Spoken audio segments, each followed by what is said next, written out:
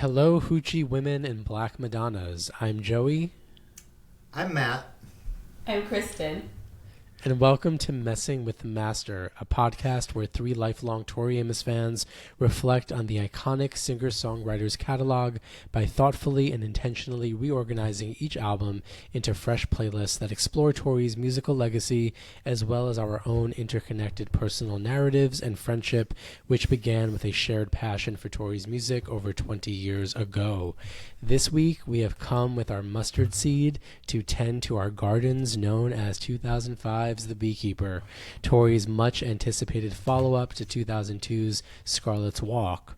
Boasting multiple Hammond organs, Afro-Cuban drums, a duet with Irish singer-songwriter Damien Rice, and several songs with the London Community Gospel Choir, the record is as varied as the seasons in terms of style, tone, and lyrical content. Weeks before The Beekeeper's release on February 22nd, Tori released Piece by Piece on February 8th, something between a memoir and Tori's version of The Artist's Way, with music journalist Ann Powers. Tori embarked on a solo world tour introducing for the first time a regular mid-set covers section called Tori's Piano Lounge, resulting in the original bootlegs, a 12-disc boxed set comprised of 6 complete live show recordings. So stop in at our drive-thru because we know you'll order some boy. This is Messing with the Master, the Beekeeper. Hi. Hi. Wow. Those get harder and harder every week, but I think I'm doing it. I think you have a knack for it. Thank you. Yeah. Yeah. Good at this? Yeah. How is everybody Doing good. this beautiful March evening? It is. It's very beautiful here where I live. The sun is going down. It's about 60 degrees out. It's perfect spring evening. Oh, that sounds really nice. And I'm locked up in this apartment with all the windows closed, getting ready to talk about the Beekeeper. Oh, shit. Well, got- Joseph and I, we're both sick, right? Well, my son has been sick. I think I dodged it, but I'm super fatigued from taking care of a vomiting 3-year-old for the past 4 days. But Beekeeper will do that to you, baby. But yeah, but I feel like also it's become unseasonably, well, I don't know how unseasonable, but it's become cold again. It got really warm and sunny the past few days in New York, New Jersey, and then the past 2 days it's been like super chilly. Today it was raining, and it was kind of the perfect background to listening and re-listening. I was like folding my laundry, listening to my playlist, and that also felt right as well, you know, doing some domestic duties while listening to this very specific period in the woman we call Tori's music. I'm excited to talk about it. I think it's an album that flies under the radar a lot, and there's a lot of gems here. So I hate to make the dreaded Kate Bush analogy, but I think it's fitting. Scarlet's Walk always felt to me kind of like Tori's sensual world, like a very mature, coherent, cohesive, rather, album that felt like this developed version of the self. And then Kate's The Red Shoes feels like her world music album. And I think The Beekeeper kind of feels like Tori's world music album, right? It's got like sort of Celtic influence, and it has reggae, and it has just and then it has a very like sunny poppy music and sort of some southern twang here and there. It's very interesting. It was the first time that I felt like she was sort of melding styles together in a way that didn't feel too insistent and kind of just felt free-flowing. And I think that can be a little bit polarizing within the community of fans in terms of what parts of the Beekeeper, what gardens they're into. So that made this kind of fun because I think that there is, you know, much like Attracted to Sin from last week, I think this is another record, of course predated it, but another record where there's so much on here that it sort of invites you to rearrange the pieces a bit. But I don't know. I'm super smitten with the record. I'll tell you a piece of trivia. I pretty sure I listened to this record more than Scarlet's Walk. Or maybe not the entire album, but I think I listened to songs from The Beekeeper more often than Scarlet's Walk. Not that the two have to be compared to each other, it's just that they were back-to-back releases, right? but I think there's a warmth and a color to the Beekeeper on many of the tracks that I really connect with. And so I find that there are songs here that I connect. Some songs I don't connect with, but then the songs that I do, I connect with more than songs on other records. Not all other records, but on many of the records. Like I find myself surprised by how, I can sort of fall into these songs, and that was definitely true over the past week of listening and re-listening and, reordering and tinkering. And so I've confessed. What about you? Kristen? Beekeeper, I think that, we'll save our first impressions for that section. Yeah. But I think I really liked this album at the time, and so maybe it was one that I played a lot in the time, and therefore it kind of lives in that time for me. Like I'm unable to get past it. We'll talk more about the details why. It's kind of interesting, and it also kind of like, we've been exploring like when the digital and the physical CDs, kind of come. We'll talk about that. But I agree, and I think like there are some songs that I think is canon Tori songs on here, like Mother Revolution is one, Parasol's one. There's a few. And so it was very fun to go back through and listen to this again. And it's very long, and the gardens are all very different. And then just thinking about how I think they went to market with this similarly to how they tried to go to market, or how they went to market with Scarlet's Walk. They tried to go to market like they did with Scarlet's Walk with this. With the seeds. Joey, I know you brought some seeds this week.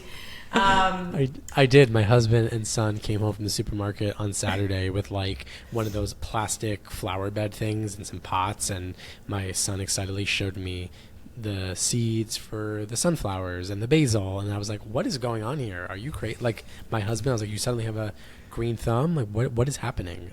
We'll see if anything grows, but they got really into it. And I was like, do you know what record we're doing? He's like, what are you talking about? I was like, oh no, of course. I'm like, never mind.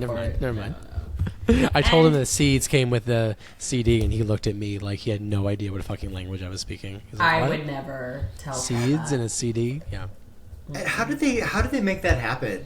I have that written in my notes. Like I wonder how many people and how many teams and how many phone calls had to happen to make a seed packet mailable. Like I'm sure there were so many different barriers and obstacles and legalities and all this other BS that comes along with doing kind of a stunt promo. Yeah. And I wonder what the return was. I mean, maybe people's seeds are still growing. I don't know. Oh, yeah. If your seeds are still growing, let us know. Let us know DM if you planted. Please. Yes, please let us know if you planted your seeds. Yeah. So, for me, it's allergy season, and I'm a little stuffy, and I'm sure is cedar fever happening right now in Texas as we speak? Okay, well, so it's sort of over. There's something happening. We'll look it up at the end. Allergies in general, really get me down. And I found I had a couple allergies listening to this record. I'm just going to be straight up. Matthew. I'm going to be straight up. This has never been my favorite record. And we're not here to criticize. We're not here to be critical. I said that last week. It's true. But I think it's okay to look critically at things when necessary. Okay. I mean, yes. I think that... I don't know. I've been thinking a lot about the book. I forget that Piece by Piece exists all the time, and then I'm like, wait a second. She was literally writing a book with Ann Powers while she was making an album. Yes. When I was flipping through it today, that's when I made that Artist's Way. Do you both know The Artist's Way?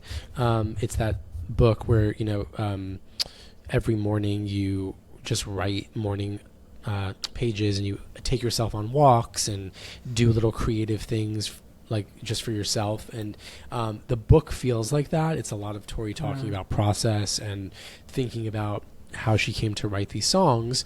And side note, I would love if there was a version of these sort of music journals that were contemporaneous notes from all the records. Like, I would love if she had like these notes and thoughts while she was doing it, because it was like really interesting to read it. And I should tell you, you probably remember this, Kristen. It was the summer between my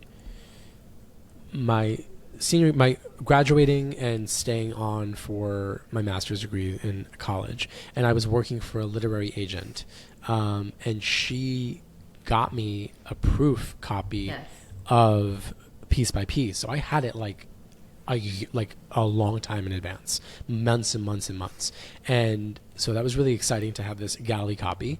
And I was reading about these new songs, but there was no clue about how these songs sounded based on the way she was describing them.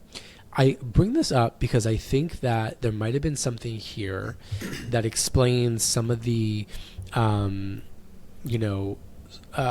sort of the pastiche of the Beekeeper being a little bit like incoherent sometimes.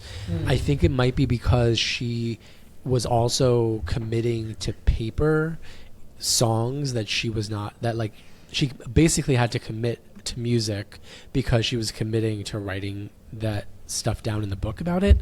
So I wonder if part of what tripped her up a little bit as a producer and an editor was that she kind of felt like she had to keep some of these songs there because they'd been written about.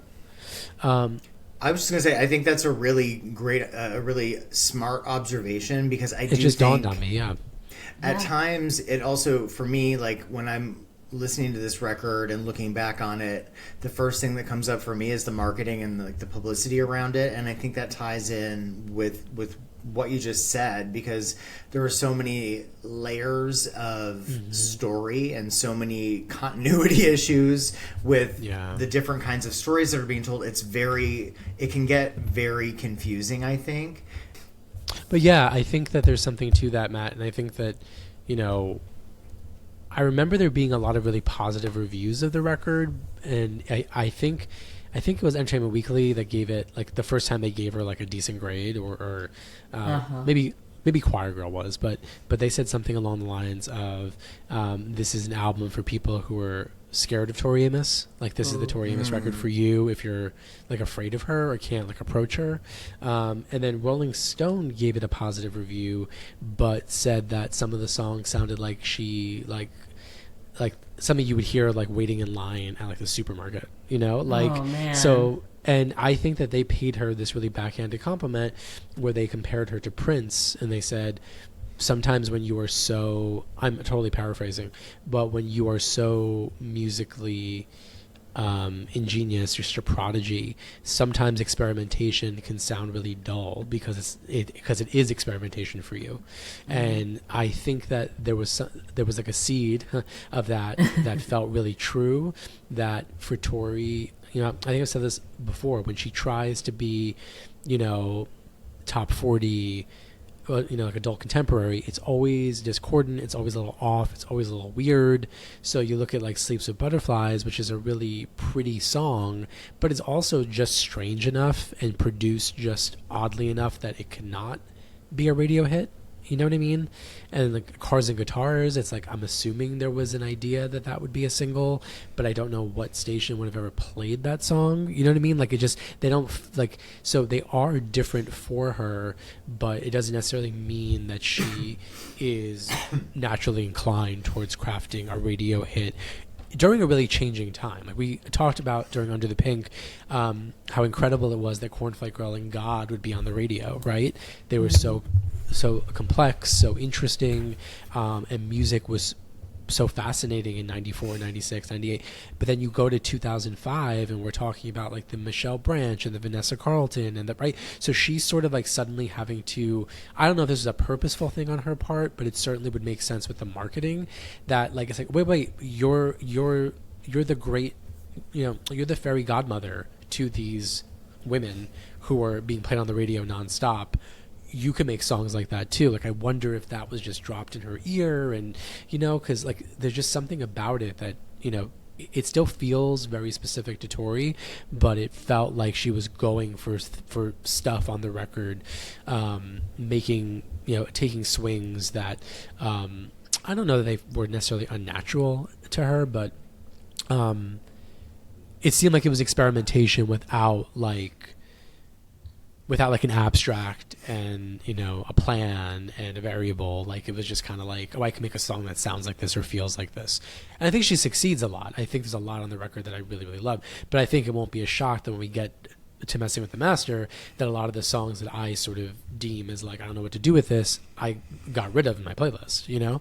And when I did that, the album opened up and it became something new. So it's really complicated, but I don't want to, I don't want to downplay or diminish just, you know, the struggles of being a woman in her 40s in the music industry at that time, and trying to like, it was like the very end, like it was this and then American Doll Posse, and then she was done with major labels, right? So, and of course we'll get to American Doll Posse in a few weeks, but talk about like a swing in the opposite direction. I mean, so I really admire that, and I love that we have the Beekeeper before Doll Posse, because without that tension, neither would feel as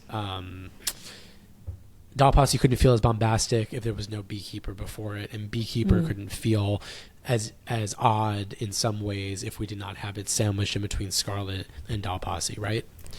I was wondering, maybe we should jump into the when did we first hear it, when did we get it, because, you know, Kristen, you have a very specific relationship. I think one that might even be a little triggering thinking about it, like not so extreme, right? But nothing that requires a content warning, but like you were saying, it really takes you back to a very, very specific time and place. It does for me as well, because it came out, I was doing that year of grad school, and then a relationship that I was in ended at the end of that year.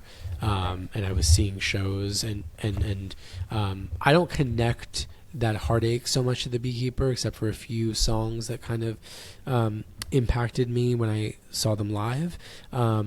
But you were sort of also going through sort of a some tumult in your relationships and where you were in your life, right? In ways that weirdly mirror some of the themes and even the places on the record, right? So I think it's worth examining that sort of like interesting, shared universe or something that you were experiencing with the record. So this record, I forgot, I guess, just being a scattered ADHD adulter, I looked at, the first thing I did was look up the release date, and I was like, that can't be right. I was in France. I was studying abroad in France, and I was like, no, that's right. Because, first of all, I can tell you the date off the top of my head. It was February 22nd, 2005, correct? Yes. Yeah. That was also my then ex-boyfriend and my now husband. That was our dating anniversary. Also Tori and Mark's wedding anniversary, just in case you need to know. But anyway, so I was not done on purpose. That was not an accident. How could that have been done on purpose? You were like, I can't go steady with you yet. I'll go steady with you in 2 days. Come back. Girl, there wasn't no talking that night. Come on. Anyway. So I was alone in France, and I remember on the day of the release, the France day release, whatever, a day earlier, whatever it was, I went to the Monoprix in Aix-en-Provence, and I bought my Beekeeper. And I remember when I went to France, it was like still CD player time, right? So portable CD player. And I had like one red suitcase that I brought with me. And I had... Red. That's all I'm saying. I know. I had maybe 4 CDs, and then so I got the Beekeeper. And this is what I mean also about, like, I just played it all the time because there wasn't streaming, radio. Even in my apartment in X, we didn't really have internet access at all. We had to go down to a internet cafe. And so there were times where it was like me and this like antenna TV in French, no English, and I had 4 CDs. And of course I'm always gonna like go to Tori, right? So it was all Beekeeper all the time. It was new and it was fun. And yeah, I was in France and that was super cool. And I was there figuring out what I wanted to write my thesis on. And Tori Ellen thankfully just served it right up for me and was like, the cult of the Black Madonna, which is what I ended up writing my thesis on. In fact, my thesis is called... Tell us. Marys of the Sea. The cult of the Black Madonna in France. I'll find a picture and we'll post it. But, and this is artwork that connects to. Yeah. Yes. So it's in several countries, but in Catholic countries, there are churches where they have, their Virgin Madonna, and they have some churches would burn down, and there would be nothing left in the church except one Madonna standing. And so this cult of the relic became a thing, and churches would keep that Black Madonna to keep them safe. And some have stories about where you would see them cry, and so all these things, tears. People would come and bring up money, and they would have ailments healed and such. So I wrote my thesis about that, and it was perfect because I was also a French minor at the time, and I was majoring in art history. So it was actually really cool because I was in a town that had a church with a Black Madonna, and that it was fun to live there and experience those things and dig into something. I also truly had no idea what I was going to write about, so it was very convenient. But it is funny to think back that this thing just landed in my lap in February, and I was like, "Girl, great! I'm here till May. We got this." And I got all my research, and I wrote 90 pages on that. So, wow, yeah. Wild. We want excerpts from it. Oh, God, no, you don't. Do you think that you were experiencing some of that? I know culture shock in France probably isn't as intense. If you go to, countries that really are markedly different, but there probably was some of that, right? Some homesickness away from your relationship, away from your homeland, and feeling stuck, right? Yeah, because there's no cell phones at the time, or they're not readily available, so I don't have a way to talk to anybody really. Yeah, we didn't speak very much during those months. It was hard. Yeah. Yeah, even internet cafeing, I would go once a week and email or something. Yeah. And yeah, I was in this relationship. We were broken up, and I was so bummed, but also had to go and do this thing, right? This was the plan, was to study abroad. And I had been out of the country, but I'm 20 or however old I am, and I'd never been to Europe before. And so you get your first passport and you get your visa, and you're just there for 6 months. It's super bizarre. So it was I felt really disconnected. So I think having an album on sort of I don't know. There are some ways that this album is just, oh gosh, I don't know how to put it. Where it's tumultuous. It's tumultuous in some ways, and I think that it was good to have that sort of what's the word I'm looking for? Validated to me, I guess. Back in this woman's music that I love, and just that, kind of a voice of home, but also a lot of the writing is, of course, centered around French history, all kinds of history, European history. And so, and you're living it, it was very strange. That's interesting to me because, maybe this is a gendered album. It's very woman centric, and maybe for me at the time, I was 5 years into a long relationship. I was pretty settled. I didn't really have my own thing going on. I was living in Massachusetts. I'd moved to Massachusetts from Michigan, where I'm from. It was a big deal to move, but once I got there, it was a pretty tranquil life while my ex was in grad school, and I had a small dog to raise. So it didn't really speak to me where I was in my life at the time, because I think this record deals a lot with, and I think you put it really well, Kristen, tumultuousness, but within a relationship. And maybe because I wasn't experiencing that at the time, maybe because because the record, I think, objectively maybe speaks a little bit more specifically to women than men. I don't know. There was just some element of it that didn't quite land with me in that way, but I like that word that you used to describe it a lot. I was just looking. Y'all, look at this. Let me just share this. Look at this real quick. Can you see this? Like, is this not just the Beekeeper to you? These outfits. 2005 fashions, yeah. Yes, it just serves the Beekeeper all the time. She had a lot of capri pants and like flowy blouses and lots of like head bangles pieces. and heavy eye makeup. Oh my gosh, the tans. You know, so it was just a time, very feminine. It was the first time she was kind of really just like posing in like some haute couture fashion, right? And just like being a model. And she had in a very heavy weave and was like just going like full J-Lo. Like she was like, this was a real, like she was, and that's part of it. I think that is what was sort of tricky for people to reconcile. That just a few years earlier, you have a very different, and I like that she that she shifts the way she looks and behaves with each era. I think that you know, much like Madonna, like that is a template that I'm into. But this was a high femme, flowy dressed, long hair, lots of makeup, like just very, very decidedly feminine, from artwork to the way the songs, many of them sounded, some of them grittier than others, but and the way she toured, it just, everything was like hyper femme. Now I don't know what it's like to be, you know, a 42-year-old woman, and maybe, you know, she felt like she was reclaiming some sort of, you know, sensuality, some sensuality. It's an eat, pray, love situation. Maybe, I mean, maybe, and there's something kind of horny about the organs too, right? Like, but also really slow. Like everything that she did on the organ was like very, very long on those tours.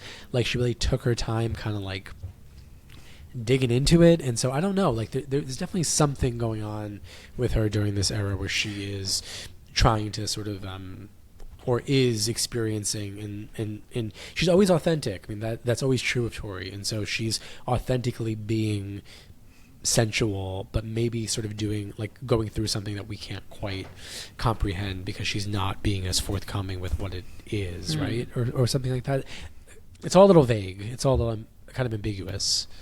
It's all a little bit Real Housewives of Cornwall. Oh. Well, people love to point out, you and I used to joke, we was like, did Tori watch the final season of Sex and the City and then like take notes? There's a lot of like imagery and text that is very, very close to some of the dialogue and some of the scenarios in that last season of Sex and the City. So that also kind of, so we're going with, you know, add that to conspiracy list when we do our conspiracy episode.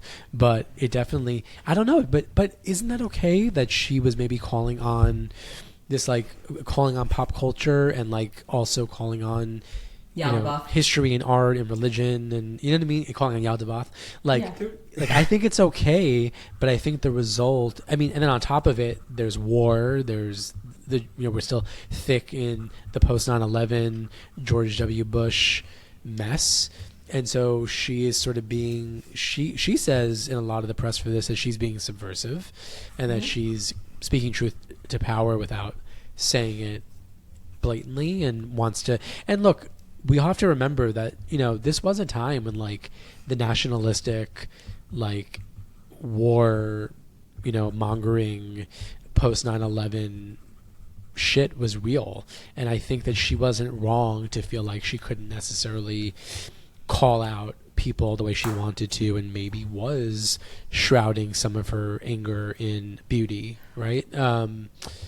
Or choosing just to write about different things because she didn't want to engage in a way that was going to be so unpleasant or so controversial. I don't know. I mean, I don't question her motives. I don't question what she put out. I think that, you know, like we said last week, she's still Tori Amos. She can still do things that we can't do. I just want to make a correction really quickly. The Rolling Stone, this is a little bit less of an insult. Rolling Stone's review said that some of the songs sounded like she composed them in the checkout line at the supermarket, not that we would hear them at the supermarket. That's all. I just want to clarify that. So I wonder if they were maybe picking up on or speaking more to the fact that the lyrics of Beekeeper at that point had been a lot, I think, less cryptic or less vague. I think they were a little bit more accessible, and maybe that goes along with the, you know, what we're maybe perceiving as a goal to target a little bit more of a specific slice of her fan base, right? And there's nothing wrong with that. There's nothing wrong with that at all. So maybe they're picking up on that a little bit, because I remember when I heard this too. I mean, there's still a lot of Christian mythology. There's a lot of mysticism. There's a lot of things that are a little bit darker. But I think on this record at this point, this was maybe the melodies were a little more accessible. They were a little bit sunnier. They were a little bit easier to understand. So I think the messaging on this album, I think, lyrically matches maybe their marketing goals as well, which is interesting. Yeah. I think if I could boil down maybe what some people feel like the problem, quote unquote, with the Beekeeper is, and that's of course relative to, the listener.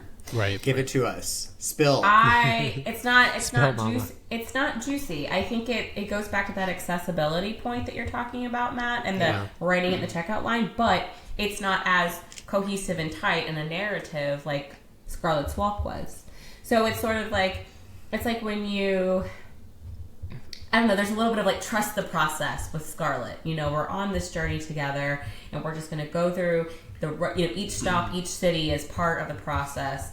And that doesn't exist here. And I think that really allowed people to pull it apart.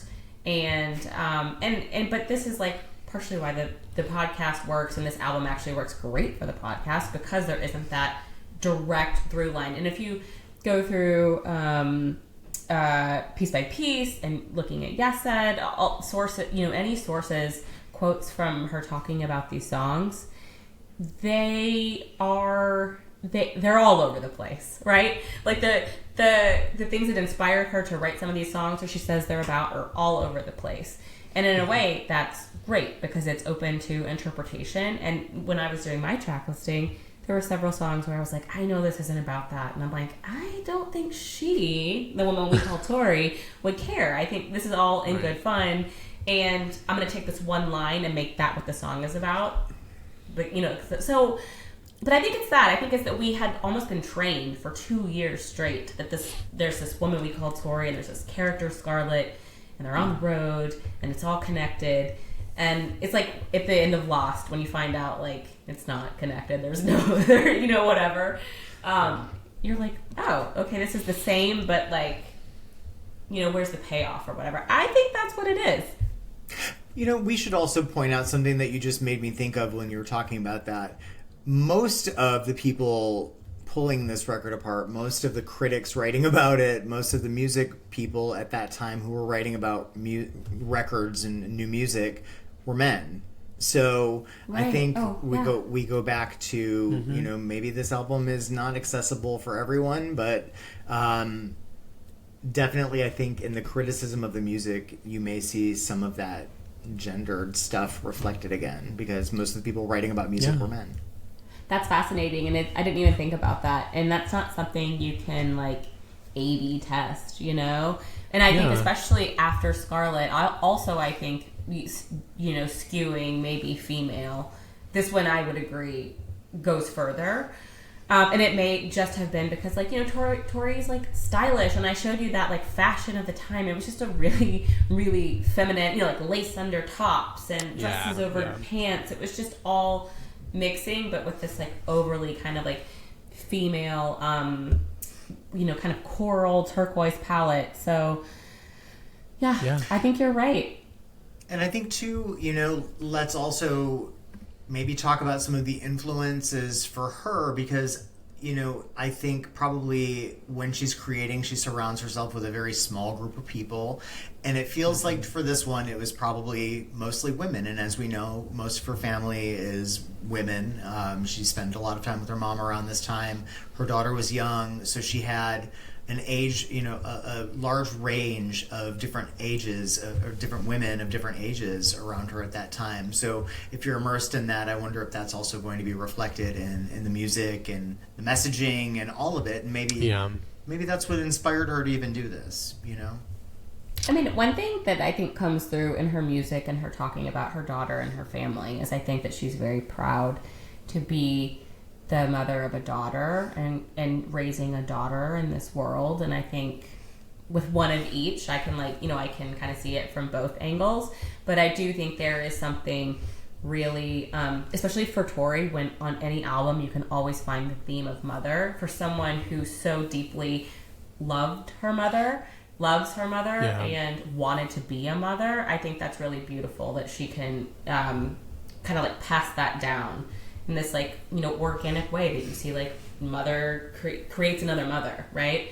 Yeah. So I think at this time when her daughter was very young, especially, my daughter Ellis is about this age right now. She's a little bit older. And I remember many, many years ago, before I had kids, listening to Ribbons Undone and being like, she didn't say, I don't want to grow up, or I don't want to grow up, at least not tonight. And then my kid says stuff like that all the time. Yeah, all these hilarious, precocious stories she told on tour about Tash calling up the room service and ordering the champagne. Ellis Jane would do all of those things. So Ellis Jane holds her own meet and greets nightly. She does. She had a meet and greet tonight. She dressed as JoJo the fox. It's JoJo Siwa and a foxtail together. Yeah. And she has fans and a meet and greet. Yeah, and her daddy tonight was like, do you want me to set up a meet and greet? Whew. Anyway. I've never been invited to a meet and greet. This is why you guys are still married, clearly. And a fox, I guess we'll have to call her Annabelle, and she'll have to do Night of Hunters with us.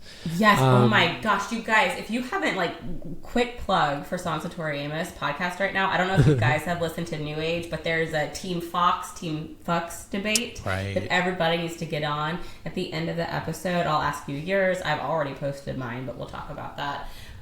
But yeah, JoJo the Fox meet and greet live from my living room. We'll talk about sick little foxes on the Strange Little Girls episode, because I, as you know, have a very specific relationship to sick little fox. Mm-hmm. Matt, you bring up a really important thing that I think we don't talk about enough, is that, Tori, we think of her in a very specific way. Tori was not ever well reviewed. Boys for Pele slaughtered in the press, Little Earthquakes. Her albums never got good press. Choir Girl was the beginning of a turn, because it was something about her music aligning with what the boys club kind of wanted to hear. The zeitgeist, that sort of radio. Yes. Yeah, she fit the zeitgeist with Choir Girl and Venus, and I think that. The Beekeeper, and I'm going to talk about when I first bought it and first heard it, because it ties into this. The Beekeeper was kind of like the nail in the coffin of oh, Tori's not cool anymore. It was the official oh, oops, never mind.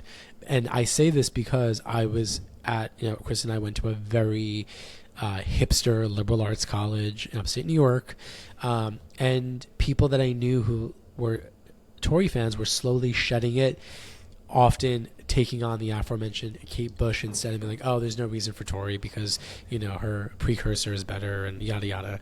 And I was what are these people, what are they saying, and it was really, it was actually really fraught when that album came out, because as Tori talks about friends betraying you, there were people that I couldn't really speak to about Tori anymore, because they were saying really vile shit about the Beekeeper, really bad, it was really hard to have conversations. And the thing is, I couldn't quite argue with them, because what was I going to say? Yeah, Cars and Guitars is as good as Call a Light Sneeze. What was I going to say? Right? How could you and somebody might love Cars and Guitars more than Call a Light Sneeze, and that's totally legitimate. Music is subjective, but it was sort of this feeling of suffocation. Oh no, everybody, suddenly I felt I was not embarrassed of Tori. I was still very proud, but I was I'm suddenly having to answer for this album that they don't like. And somebody that I knew well wrote a really nasty review in the school paper about it that was really kind of cruel, and confessed to being a former Tori fan, but said that they were taking their poster off the wall, and just this street cred exchange, because Tori wasn't cool anymore. Beekeeper ushered out a certain kind of Tori, and it was so I was on campus. I got it on campus, and I opened it, and no, it's fine, and got it at Best Buy, I guess, right? Got my seeds, and I listened to it nonstop. I loved it. It didn't stop me from embracing what I loved, but there was something happening there that was really just it was just a moment where it was like just this discomfort. I think again it was the high feminization and some homophobia, right, and some misogyny, all sort of being spit out about her, and it felt like it was coming towards me, and there were gay men turning on her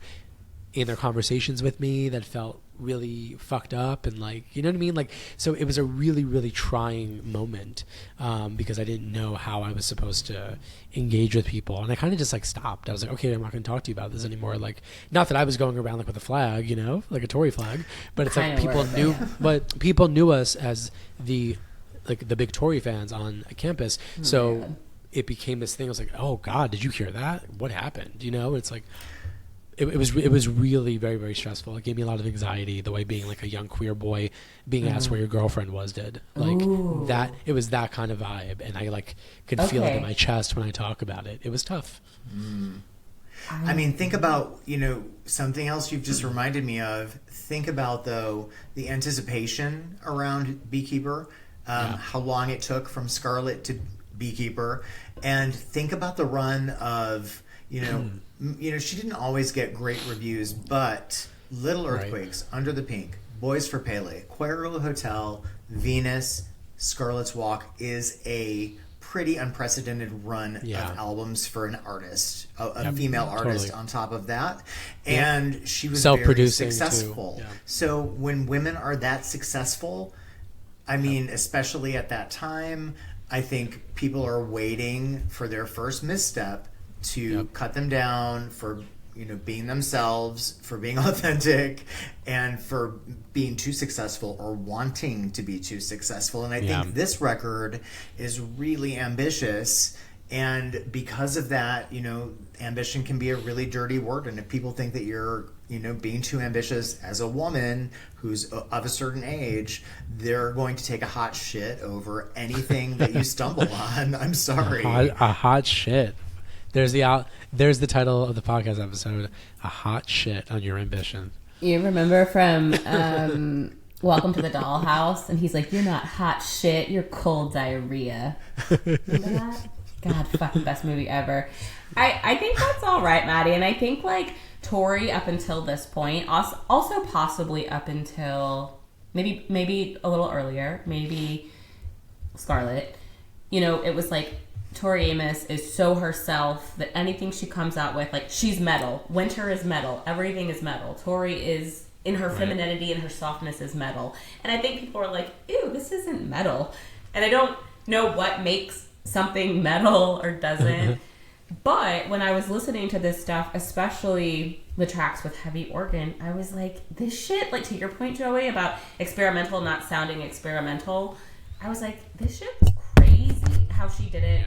Like together, exactly at the same time. I don't know. You can just really feel her experimenting. You really, really can. And that is fucking metal. So.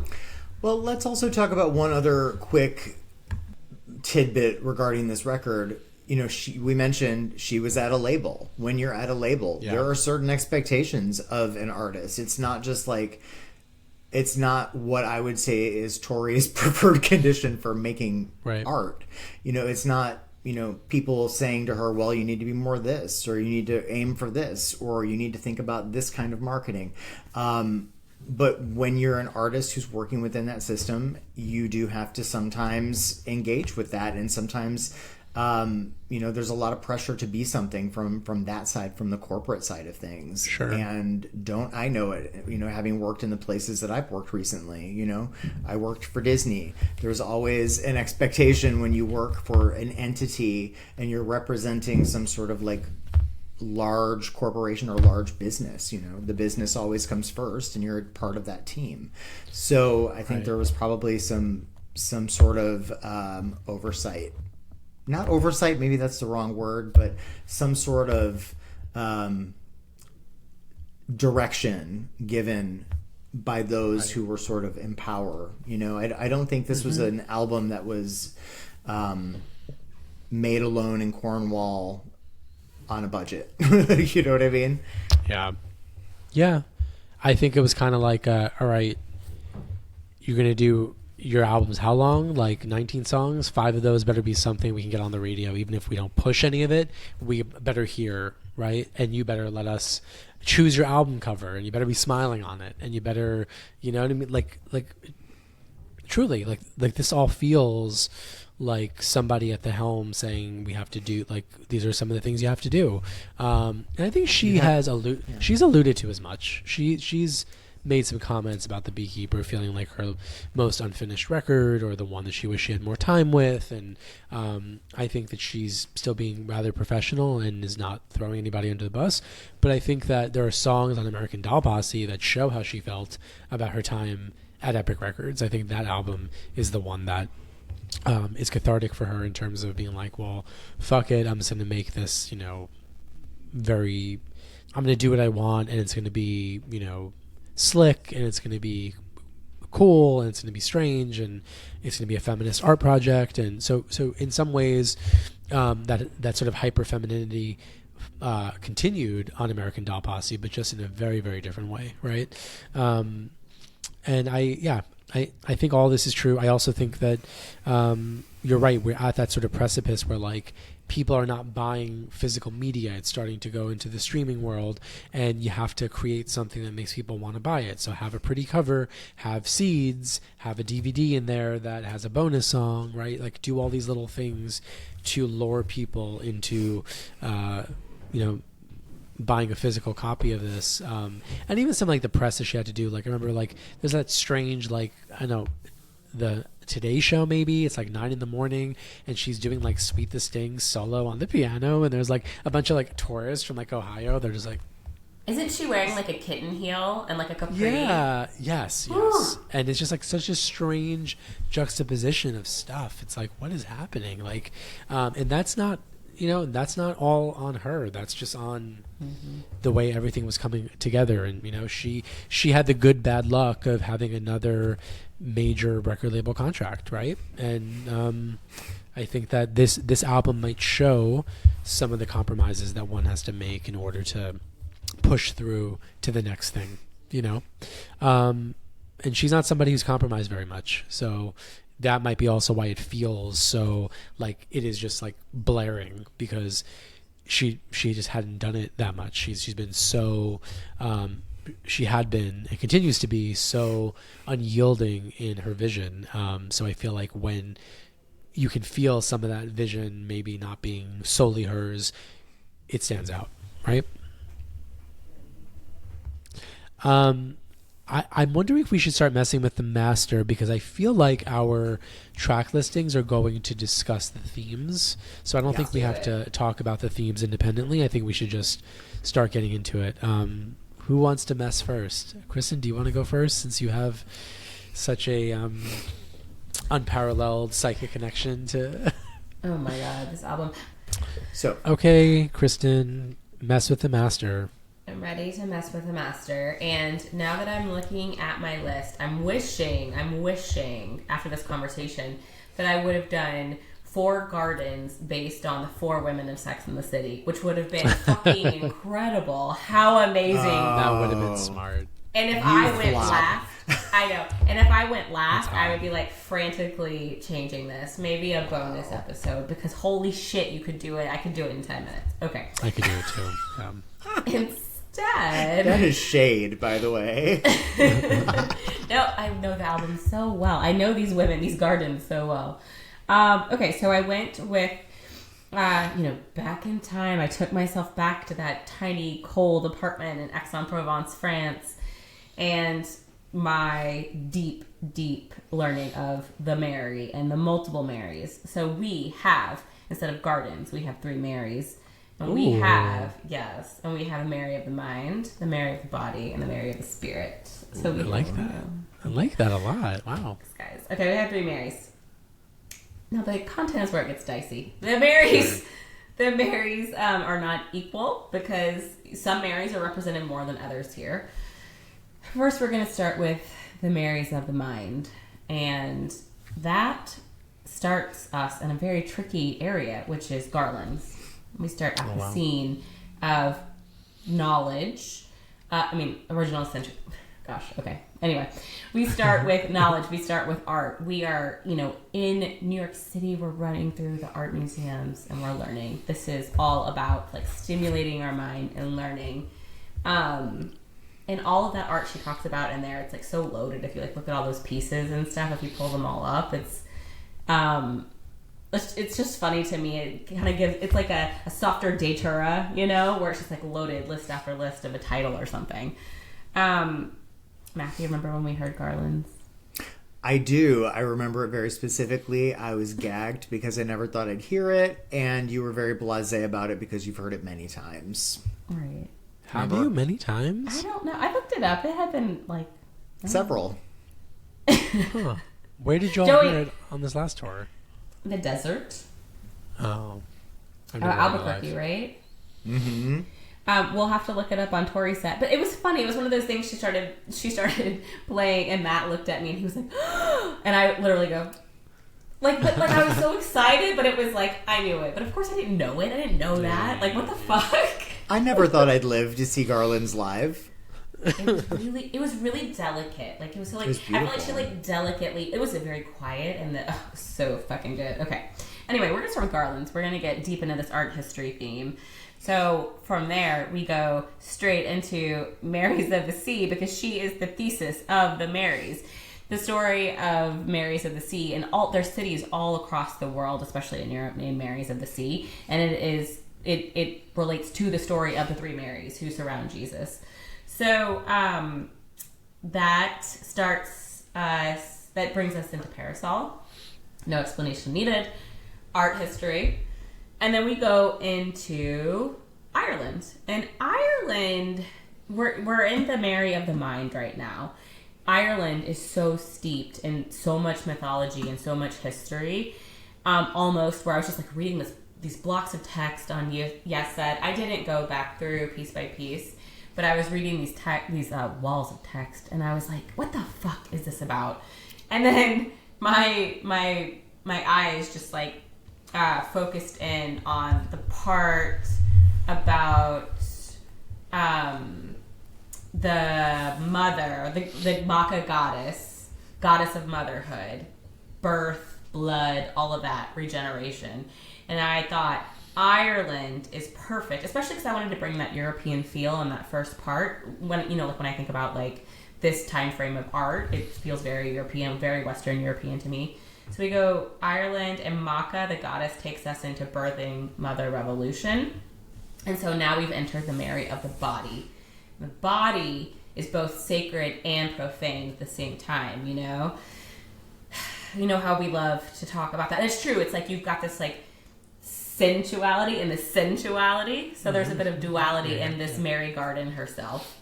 So we start with mother revolution. A mother is born.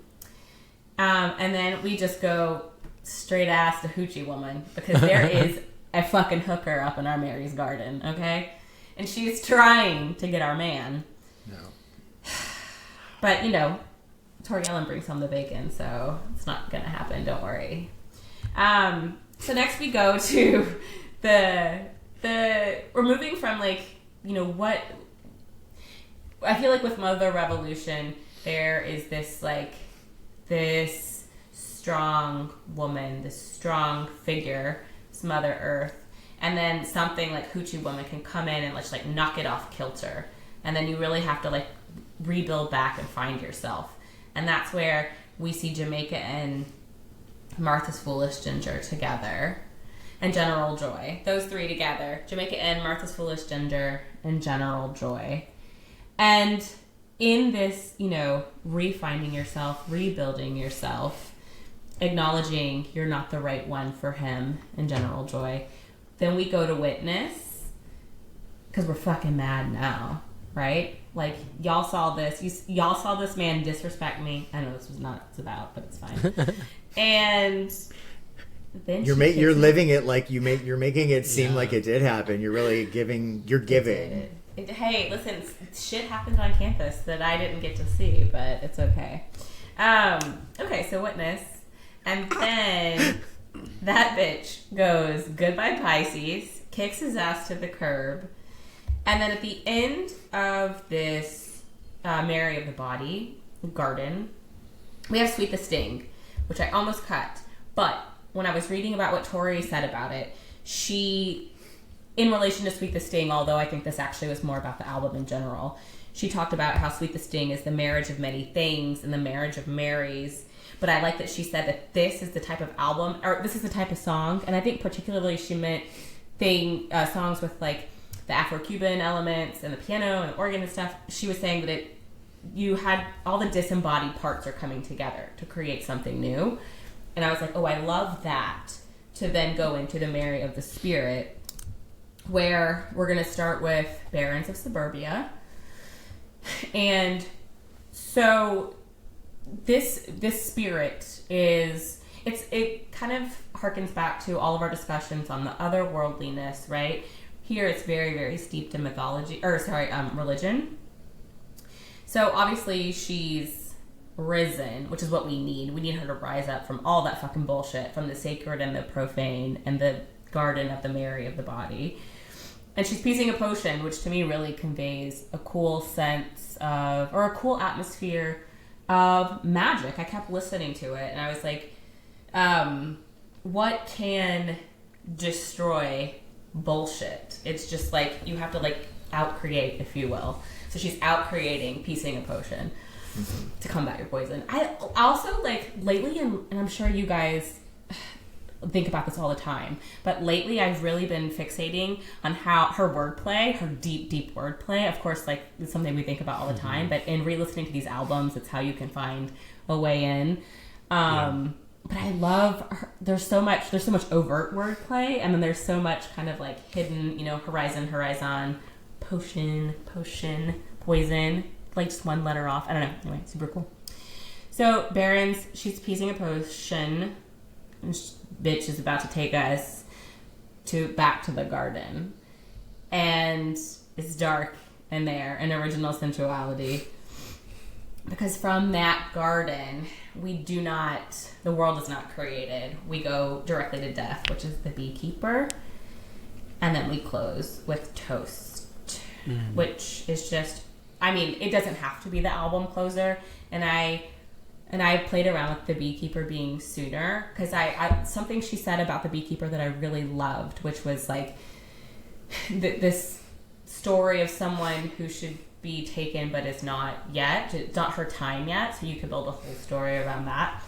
And this story, she goes and it closes out with Toast, which I do think is a perfect closer. So there she is, the garden, the Marys of the mind, body, and spirit. Should have been Sex and the City characters, but hey, that's what we got. I love that. I think that's a really great way to organize it. What did you cut? Let's see, boys. What did we cut? We cut Power of Orange Knickers, Sleeps with Butterflies, Cars and Guitars, and that's it, right? Yeah. That's it. Okay. I think. What do you think about those cuts? Are they cutting?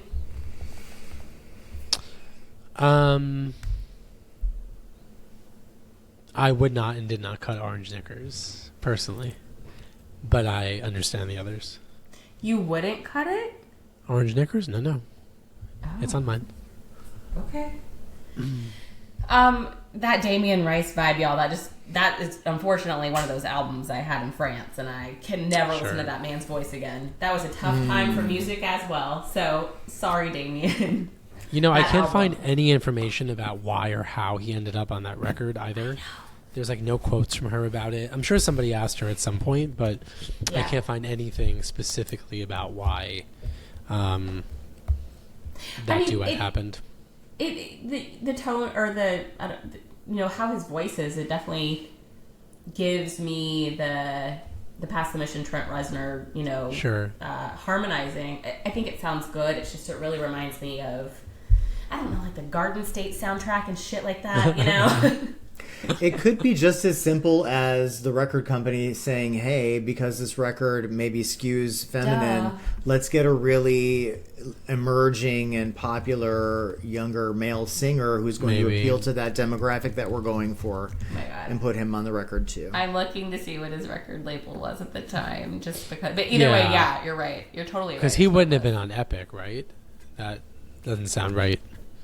No, I don't think so. But this was around that time that she worked with Leona Ness as well, right? So Yes, which has just disappeared. The Ballerina. music that never came out, yeah. I love Leona Ness. I have an MP3 on a broken computer somewhere. Oh my I have God, to we should find post it. Because I've I never have been to able to find find it. Oh, I know goodness. it was the Scarlet's Walk version of her song Ballerina. I like the original Ballerina. I mean, they're very It different. was the Angels version. It wasn't the Scarlet. Yeah, it was the Tales of a Librarian version. Okay, Yeah. there you go. Should I go or Matt? Do you want to go? Who's itching? I can go. Okay, go. Are you ready for it? Yeah, You ready for me spell. to mess with the master? Okay, so Spell Mama. so again, for me, this record is tied to memories of cinema and images of cinema. Feminist Cinema, images. S-I-N, cinema. Oh! Just wondering. We should leave. Like, the podcast And the is done. podcast, it's over. Let me drop my mic. Bye. Sorry. go Goodbye. ahead. Nothing matters anymore. But I found that I found a lot of sort of cinematic cousins that sort of inspired this playlist for me. And my shirt tonight, this lady, Oh. Elizabeth Taylor, Speaking of Sex in the City. My God, I love it. was a major inspiration for this playlist for me. And I'm not like talking that. about Elizabeth Taylor like young Elizabeth Taylor. I'm talking about middle-aged Elizabeth Taylor, who's, Yeah. jet-setting around the world with Richard Burton. In 1973, she makes a movie called Ash Wednesday with Henry Fonda, where she plays a wife who has been put out to pasture. She's past her prime, and to win her husband back, she goes to a clinic in Switzerland to have a complete head-to-toe physical remake. So she just Wait. has surgery head to toe. It's What's the very this called? Ash Wednesday? It's called Ash Wednesday. It's only available on YouTube, but there's no official release where you can Oh, stream wow, it. really? That's Yeah. what I'm going to do It's for a- my 40th birthday. That's what you're going to do? I'm going to go to Switzerland and get the full body makeover. Yeah. Right. This is a film. It's the first cinematic depiction of cosmetic surgery. Really? Yes. Fascinating. Outside of Anyway, like the so- Twilight Zone? Yeah, so first like Hollywood movie Wow. that actually they showed real plastic surgery in the film. Oh, So Interesting. I'm not trying to make any connections necessarily, but Elizabeth Taylor in this movie is, Wow. it's just a really interesting tale of a woman trying to get her man back through some very interesting means. So I'm also thinking about Elizabeth Taylor in all of her Tennessee Williams roles during this. So that's Maggie the Cat, Cat on a Hot Tin Roof, Suddenly Last Summer, which I just saw recently again for the 157th time, opposite Katharine Hepburn on Montgomery Clift. Boom, which is a really interesting one. Joseph Losey from 1969 or 1968, possibly. Really underrated, campy classic of Tennessee Williams that flies under the radar. And then lastly, she did a television remake of Sweet Bird of Youth, where she played the title role, which is this alcoholic, pill-popping actress who's fallen and is going around the country in a car with a ne'er-do-well gigolo, played by Paul Newman in the original film and played by some TV actor in the reimagining for TV that Liz Taylor did. But anyway, Elizabeth Taylor is always on my mind, but very much during this playlist. Wow. So I start this one with Mother Revolution. I love this song. I think it's my favorite song on the entire record, so I wanted to start with that one. I think it showcases the new elements of what she was trying to infuse into her sort of like existing palette, and it encapsulates for me very nicely the themes of the album, musically, lyrically, and the way she sounds, I think, is really beautiful. And the interplay between Tori and the singers is really nice, I think. So from Mother Revolution, we go to Sweet the Sting. And I am not one to put tracks where they were on the album, but it really fit here. And I too had a moment where I thought I maybe should cut this song because it just, for me, the vibe wasn't fitting in with the story I was trying to tell about, a rich, jilted lady jetting around the world and having a lot of emotional problems. So from Sweet the Sting, we go to Marys of the Sea. And for me, after Marys of the Sea, I'm going to add a track that may be controversial, but I'm putting Snow Cherries from France in after Marys of the Sea. And that's right, you heard me right. It came out around the same time. The instrumentation fits really convincingly within the sonic palette of the Beekeeper, more so than songs that are actually on the Beekeeper. I would agree with that, actually. Yes. Yeah, I don't disagree. And, again, for me, in this section, it's France. So, Snow Cherries from France, Marys of the Sea. After Snow Cherries from France, I go into Witness. Witness, I go to Parasol. Parasol into Garlands. Garlands into the Beekeeper, the title track. Mm-hmm. Beekeeper into Barons of Suburbia.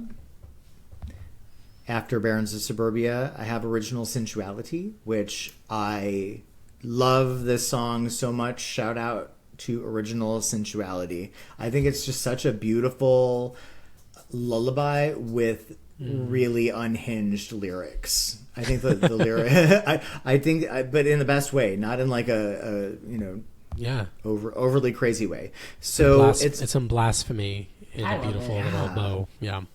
Yeah, and there's a desperation in the song that I think emotionally fits in with the colors of the record. But you hear that desperation in her voice at the very end of that song, and I'm just talking about it right now gives me chills. I think it's that good. The baby part is so, it doesn't even sound like the word. It's just so like it's urgent. It's like, and I've said this so much to people who maybe don't love Tori and don't really listen to her music. Who, I think the chief criticism again for a lot of those folks is they can't understand what she's saying or singing because of the way she pronounces it, which is, of course, one of the main facets of why we all love it. Sure. So I tried to explain to them that for me, and maybe another way to approach listening to Tori's work is to not be so attentive to what she's actually saying, but just listen and feel how she's saying it. Yep. Because if you can key into the emotions, especially in a very short moment of time like she can with Original Sensuality, that's amazing. So from there, that solo piano sort of harrowing moment, we go into The Power of Orange Knickers. I'm never not going to have that song on this playlist. This, for me, is the song that I have, you're going to laugh probably, but a very strong emotional connection to from the time. I know, yeah. So I think maybe days before this album came out, I got my first dog, Brando. He was a Boston Terrier. He lived to be 18. He was a runt. We got him for a discounted price because there was something wrong with him. Like tattoo of Brando, right? You don't even remember, right? That's him. I actually have a picture of him right here looking at me on my desk. Sweet. Anyway, he was a devil. He was a really, really bad dog. He bit people. He disfigured my ex. He bit his lip, and he had to have, I think, 72 stitches and some cosmetic surgery. Brando was just not... if anybody else would have adopted that dog, they probably would have gotten rid of him because his behavior was really just horrible. Rest in peace, Brando. He was, we loved him. But anyway, so Brando was a really bad puppy. Behavior issues nonstop. This is as close to having an actual child as I'll actually have. He just wouldn't behave. So we literally had to carry him around like a baby and sing to him. And the first time he like had a complete spaz, I was holding him and the Power of Orange Knickers came on, and he was very like sweet and like gurgly and happy in my arms. It was a very sweet moment. So I loved those him very robotic much. Voices lulled him into. It made him really happy. So I'll always have that memory of that song, and it makes me very, very, Love that. makes me emotional. So from Orange Knickers, we go to Goodbye Pisces. And from Goodbye Pisces, we go into maybe one more controversial addition to my Beekeeper track listing. Oh, gosh. Dolphin Song. No, I knew it. Oh my! I know it's gonna be with Mary's in the Sea though. I think for me, I think the song fits the themes, the vibe, the instrumentation. It sounds right in this playlist, and it gives me a chance to have a little space between things that might not, for me, relate to each other ordinarily. So I needed a little bit of a buffer. Plus, I have really good memories of Dolphin Song, which I'm going to share really quickly and as concisely as possible, but too specifically. They both involve Kristen Keys and listening to Dolphin Song in public on a loudspeaker, coincidentally. Public. So the first time I was in Texas visiting Kristen Keys, I'd lived in Michigan. The pandemic had just allegedly ended. And it was the first time people were actually traveling. So I went to visit Kristen, and I'd never been to Texas. So she took me to do Texas things. Yeah. And we went on inner tubes down the river, which was pretty scary. Like there were rocks. It went kind of fast. And there were like turtles and stuff in the water. And we had a loudspeaker, not a loudspeaker, but like waterproof speaker. Yeah. a waterproof speaker that we were playing. Why is it a loudspeaker? And we were rolling down this river, as Tina Turner might say. And I mean, I thought I could possibly get hurt because it was. Oh wait, it Joey was treacherous. knows Meredith. Meredith was there as well. Joey Shout out to Meredith. She must Also Meredith loves was. Tori Ellen. I'm sure Meredith was mortified that we were playing Dolphin Song while I thought I was going to die. Did you get a public noise pollution ticket for that? No, but set the scene. You know, like this is Texas. Everybody around us is in like their Drunk. Tevas and their hats, and they've got their like racks of Miller Lite and stuff. And we are listening to fucking Dolphin Song. Matthew Loud. looks And so I'm loud. spinning around. I'm And spinning around. It's crazy because the water is so, I don't know, frothy. What's the word? You just like it because turbulent. it's Matthew bringing your fishing net. You are Yeah, so I know. didn't That's think you what are I about thought. so into your name. Smooth Well, like dolphin. It just is a really nice memory. And then when like we that. got to the end of the river, we got in this truck, and there were all of these like really tall, shirtless, hot Texan guys. It was like we were on our way to film a Broke Straight Boys video. It was so hot. And I'm going to post, I have that picture somewhere because when we got wanna into the see van, we were sitting behind them and it looked like they were about to shoot a porn. It was really sensual. Sensual. So then the That's a second specific one, memory. then the second one also took place on a body of water, Echo Park Lake in Los Angeles, not too long ago. We got on one of those giant swan boats. Kristen Keys and I, again, completely sober, I want to also add. We were both completely effing sober, both of us. And we had another little waterproof speaker. We're cruising around in this giant metal swan boat that we're pedaling around this lake. There are tourists everywhere around us. There are native Los Angelinos around us everywhere. Everyone's getting high, smoking pot, trying to have a romantic night, and here we are listening to Dolphin Song again. Loud. And like nobody else had a speaker. Like I kind of thought maybe some other people would have a speaker. People were staring. Oh, and we kept running into everybody on that fucking swan. I don't know. That sounds like a visualette if I've ever heard one. That. Oh my god. It would be I'm great gonna- for I'm- Welcome to England. I'm going to post a picture of us on the Swan, and I am also going to go ahead and post the Broke Straight Boys picture when I can find it. But Yes, because please of do. those memories, I had to include Dolphin Song Okay. on give it this to you. playlist. Because Is that your album closer? No, I still have a lot more to go. Oh wow. Okay. Started is not yet full. So after Dolphin Song, I have Jamaica Inn, followed by Martha's Foolish Ginger, Oh. followed by Ribbons Undone. Oh, whoa. Oh, I cut ribbons. Yes. That's what you Ending got, yeah. this playlist with Sleeps with Butterflies. Wow. Okay, so let's talk about the choice of those two last. Justify yourself.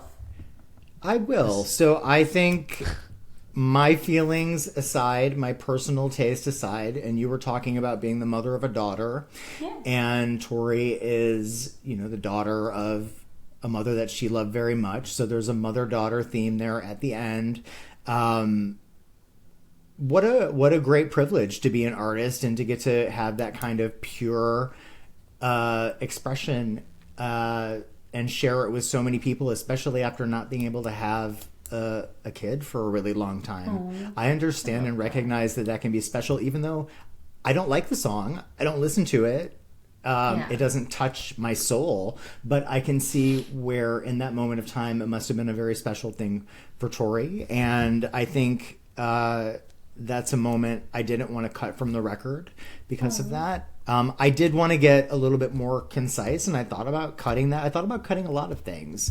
And Sleeps with Butterflies, again, I think I did this with Abnormally Attracted to Sin, maybe in a little bit more of an overt manner, but I wanted to end it on a little bit more of an up note. I don't really know that I buy into the whole, bitterness or darkness of this album so much, but I think there are some dark moments, and I think some levity is needed at the end. And I love the last line of Sleeps with Butterflies, "Go on and fly then." So that's a great note to end on, I think. I love it, Matthew. I like Sleeps with Butterflies. I'm not, it's not my go-to song or anything, but there are some performances that we've seen live that she's done that I thought were really moving. She did the performance on the late night show with the guys, with Matt and John, that I thought was good and interesting to see with the band. She did some, I think, one performance of it in 2014, which was gorgeous. Same with Power of Orange Knickers on that tour. So they're not songs that she does all the time, but I think when she does them, they're really beautiful. And I think the melody of Sleeps with Butterflies is really gorgeous. Whether I like the lyrics or the content or the message, there's something very sunny and beautiful about the way she's singing it. It's hard for me to enjoy it when Joseph isn't singing the falsetto backing vocals. That's true of many things. That's in true. Life, I cannot do it on the podcast, but because of copyright issues. But legal reasons. Maybe for if we have patrons. Yeah. Whatever. Yes. Yes. If you pay, I will do it. If you pay, I will do the falsettos. Everybody. God, so yes. let us know. Let us know if you want to pay. Joseph, how did you mess with the master? Baby. You've been telling us about this sexy ass playlist for a couple of days. I'm not gonna decorate my love, as Liz Fair once said. I'm gonna just give you the track list because you both did a really exceptional job talking about. I love your Marys. I love the narrative and the cinematic elements that you bring in, Maddie. I just want to read one quote from Tori. It says that it's written from the diary entry on toriamos.com, but I know that she also said this, speaking about it or variations on it. And she says, "You might not like the story I tell on this album because I'm not going to tell you how it ends. You need to travel it with me, and we're going to have to explore your deepest fears.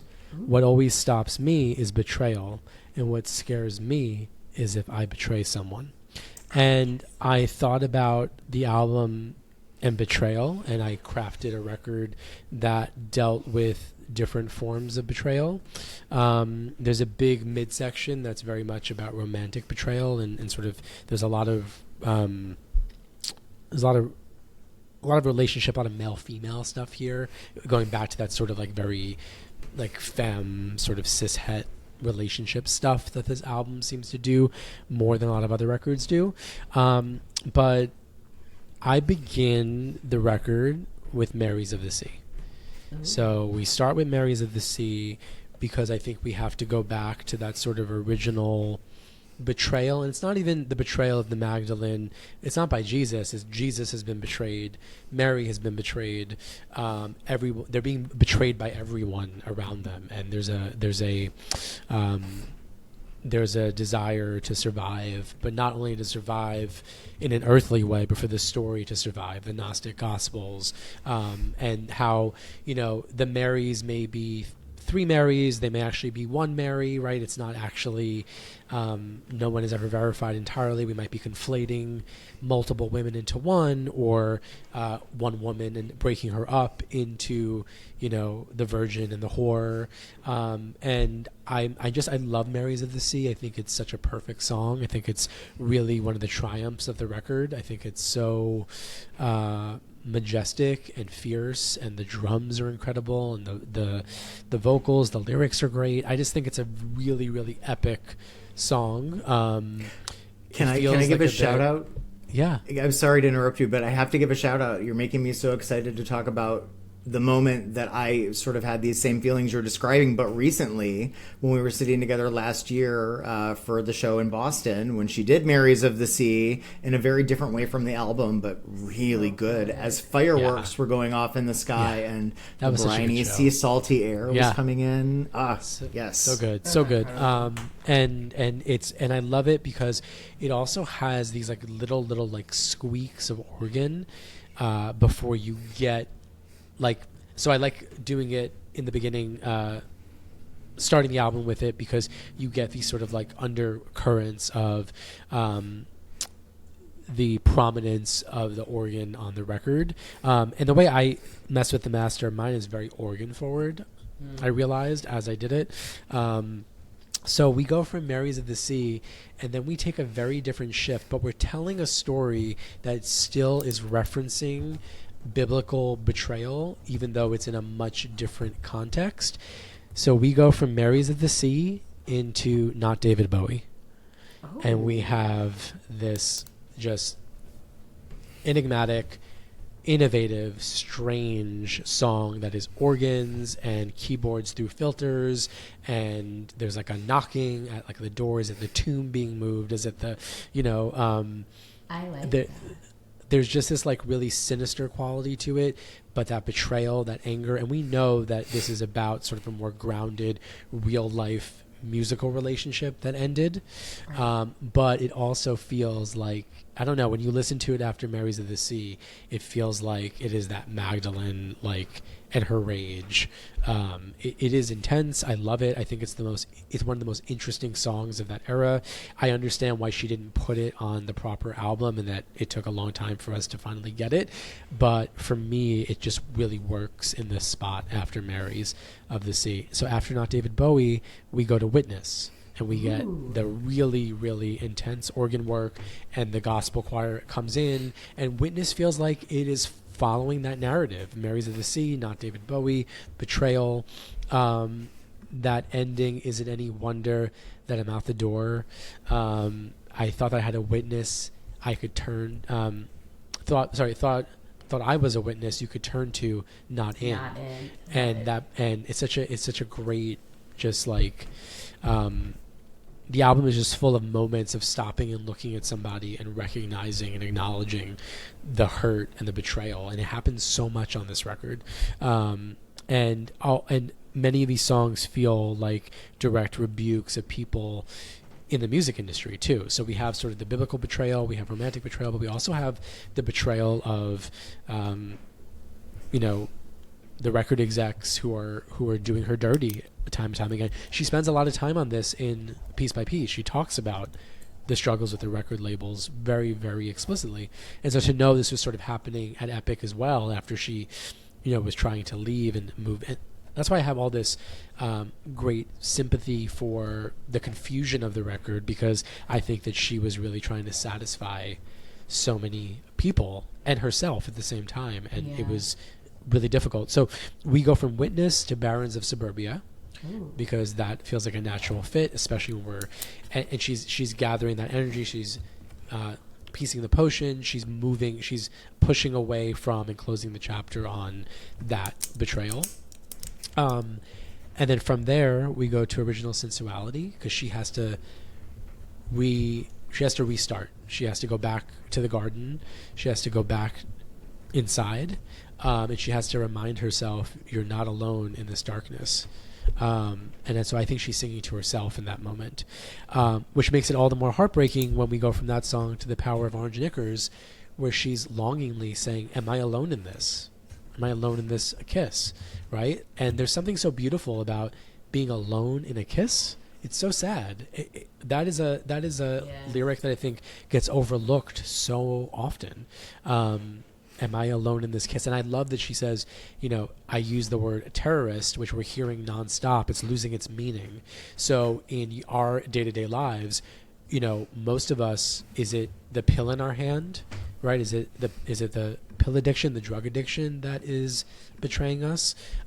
Is it this kiss that's a terrorist, right? Like somebody who is causing you harm and you don't know it, and so the secrecy, the conspiracy, there's a lot going on in The Power of Orange Knickers, but it's under the shroud of a very straightforward sort of like basic U2 kind of like melody or something, right? Like the production is very, very straightforward, very, I used the word robotic before, but there is something robotic and layered, and it does reach sort of a height, and I think the ending is just really fantastic. And so we go from Orange Knickers to Mother Revolution because she has to assess this betrayal, and I love that calming. The gospel choir is so underused in a really beautiful way, and I think that it's just sort of, again, like there's a lot of there's betrayal, recognition of betrayal, resolution, reflection. Like this is a pattern throughout the whole record. After Mother Revolution, we go to Ireland. Ireland has got a wacky chorus, but the verses are pretty amazing. I think that the lyrics are, like you said, beautiful things about them, Kristen. The sort of the history, the references to James Joyce, the Bible. It's a little bit. It throws you off to imagine her in a Saab driving to Ireland. You're like, but I always have to remind myself, what did she do in Ireland before this? She recorded Boys for Pele. So to me, going back to Ireland, it's been a long time. This is a different woman who is returning to that space, and Boys for Pele is about betrayal too. And so to have this like sort of sunny jingle almost, but the organ is so dark and so deep and so rich. Like I don't know. There are subversive things happening here, and that's a great example of it. And then Sweet the Sting follows Ireland. We're still on this organ bonanza, and she's meeting someone, and she's finding her sensuality again, and she's letting her guard down, probably knowing that this is a mistake, right? But she goes for it. And from Sweet the Sting, we go into Jamaica Inn, where the betrayal sets in again. And at some point, there's a question of like, if you are betrayed time and time again, what is your role in it? What is your culpability in this? And there's one thing about Tori, she always self-indicts. She always has. That's a hallmark of her music. She does not just blame. She processes and looks back at herself, and she's very interior, very introspective, and she thinks about her role in things, right? That's why that quote is so interesting to me, saying that it scares her that she could betray someone too. And after Jamaica Inn, it's Goodbye Pisces. She walks away from this. There's a quote from Matt Chamberlain before the album came out, and he said that he thought that this was her best record, and it was the one that he loved playing on the most. And I remember a lot of people being a little bit confused by like why he would say that he thought this was the best record that he had played on. But when you listen to like the drums on Goodbye Pisces, and you think about the drums on Sweet the Sting, and just the variation and diversity, go back to Not David Bowie, go to Marys of the Sea, I could see, I could see how he would just be like falling over himself with the percussion. Now, the production and the mixing and the mastering doesn't always flatter or put him at the front. Goodbye Pisces is a good example of that.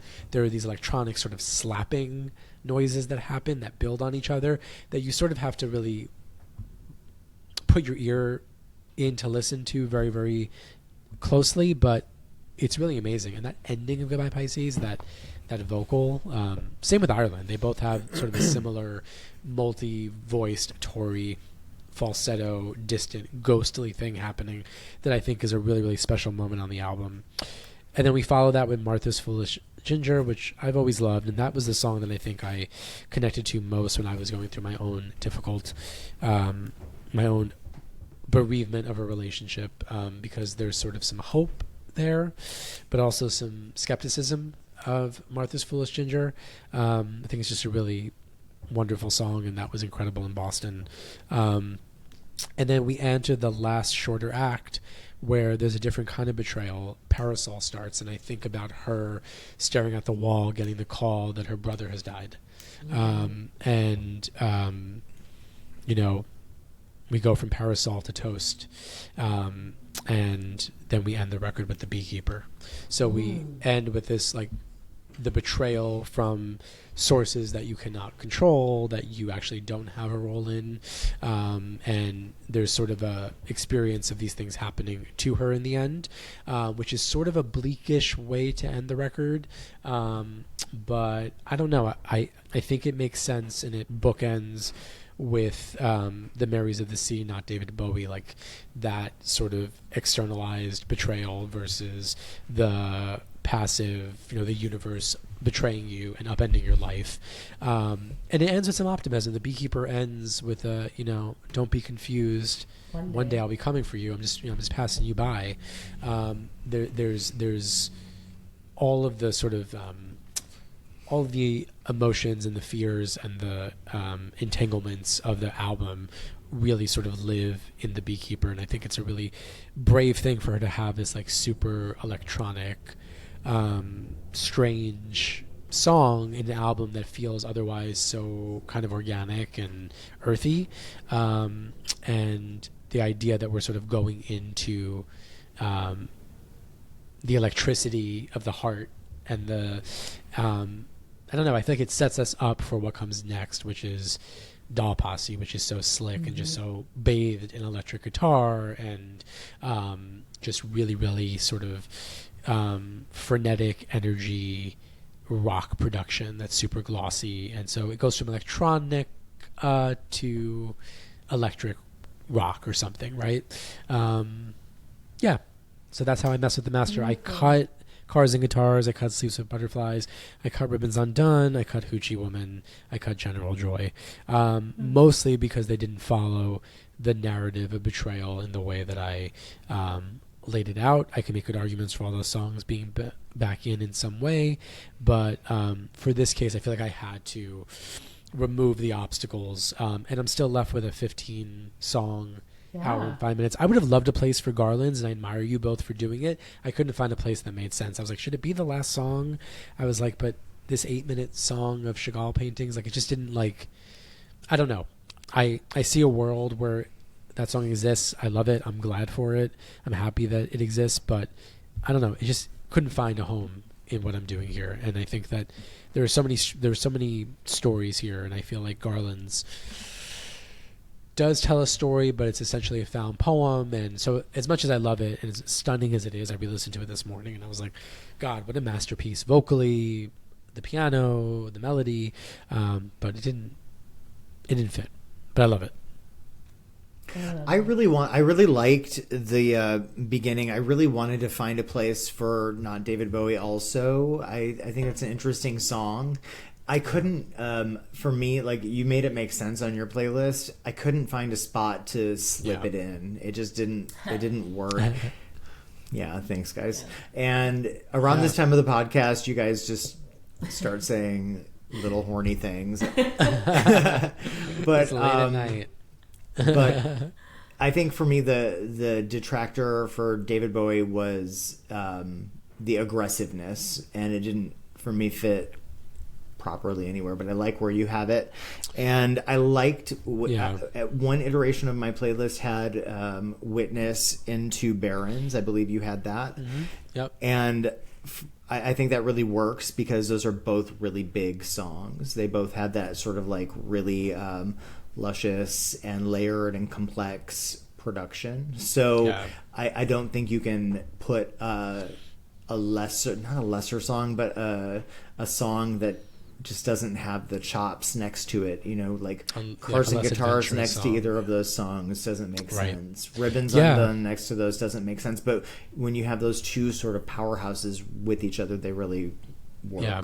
And I sort of front loaded it with that energy, those first few songs. And I was like, I don't know if I can do that. But then I was like, no, I think it has to, like, we have to get that out.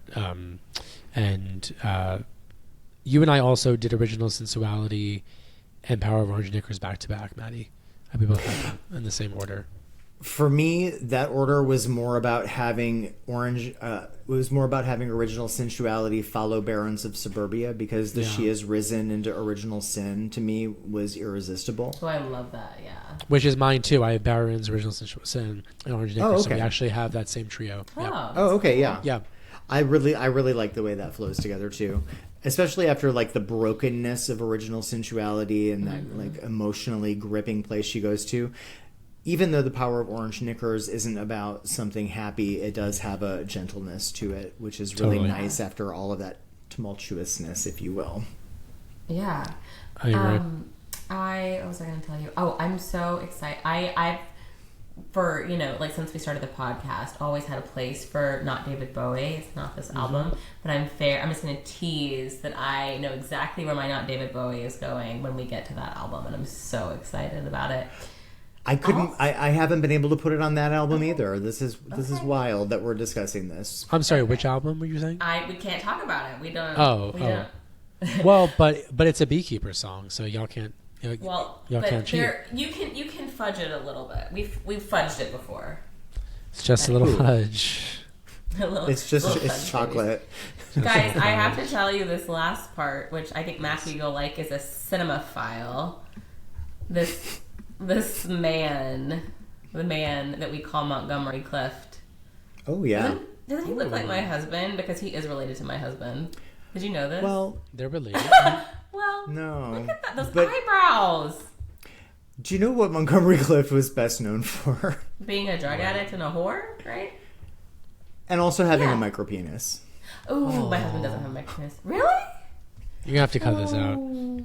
Yeah, he won't like that. I'll keep the drug addict. But come on, those eyebrows. I can see it. That's the Kel Condon eyebrow. Well, anyway, let's keep it at the eyebrows. So we should wrap this up, but what is everybody's favorite moment on the record? Kristen? Because it's late, I'm going to pick one. Okay. And it's I always have a very specific moment. Yes. It is when plugged into a heart machine as if you ever needed one. And I love that if you ever needed one delivery, because it literally sounds, actually I'm going to pick two. Because it sounds like her jaws are clenched when she's saying it. It's again, you can see what she's doing. You can almost feel her body on the other side of this sonic wall. And similar to what you said about Yes Anastasia on the Under the Pink episode, Joey, the witness part where she says "thought I did," you can hear her almost pulling away from the microphone. Again, same reason. Yeah. But those are those moments that I skip back to and I blast them and then I sing along to, you just play them back 3 or 4 times and you listen to them. Those are my moments. The "thought I did" goes on so long. It's so good. I love it when you're alone and you can do it yourself with it and you can almost harmonize and you're like, oh my god, I'm a singer, I'm a musician. Yeah, I hear you. Maddie, favorite moment? Ooh, it was a real toss-up for me. I'm gonna go with one that I've already discussed, and that's that ending note of Original Sensuality. I want to say the whole song, but I mean that moment for me is really just chilling and impactful. The whole song is, though. I mean, the song is like an incantation. It's maybe like a mantra again. It's a song and a melody and lyrics that I come back to more than any other song on this entire record. So this is the one moment. If I had a backup, I love the lyric from the Beekeeper title track, "I will comb myself into chains."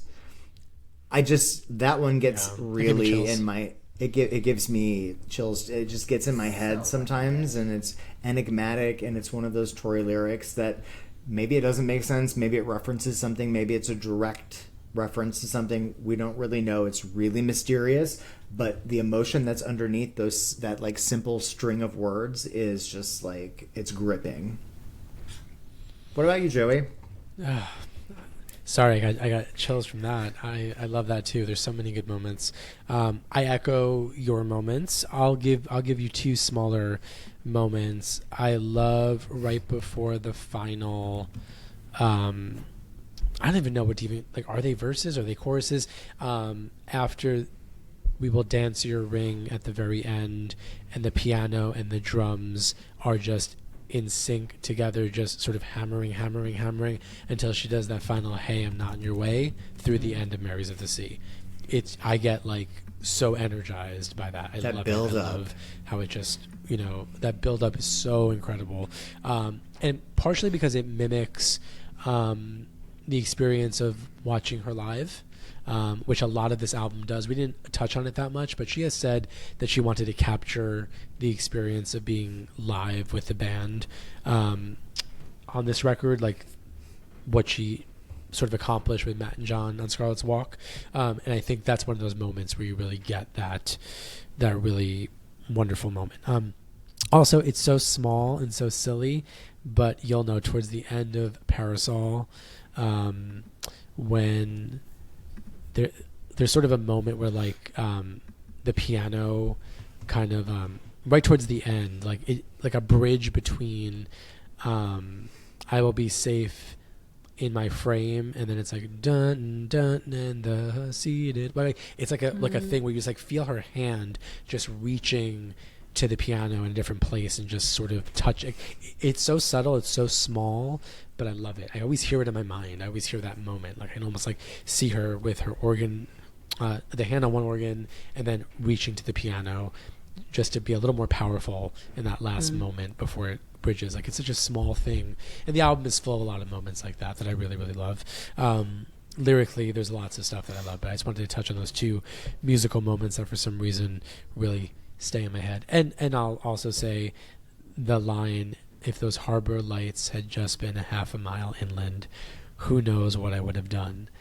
There's something so beautiful and sad and desperate, and I don't know, just what a lyric, what a perfect thing. The way she sings it, the way she delivers it, it's one of those very specific Tori Amos moments that nobody else can do. I love it. Mm-hmm.